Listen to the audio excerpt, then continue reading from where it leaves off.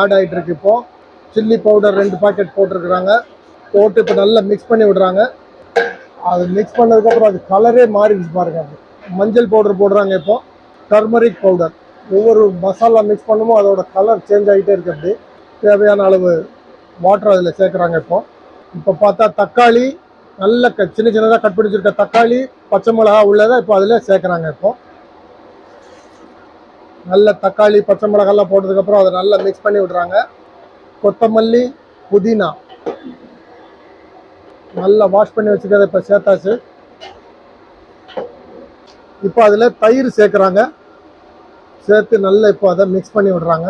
இப்போ பாருங்கள், நல்லா வாஷ் பண்ணி வச்சுருக்கிற சிக்கனை இப்போது அதில் போட போகிறாங்க. இப்போ சிக்கன் அதில் போடுறாங்க. இது 10 கிலோ சிக்கன் பிரியாணி ரெடி ஆகிட்டு இருக்கு. இப்போ நல்ல சிக்கனை போட்டு மிக்ஸ் பண்ணி விடுறாங்க.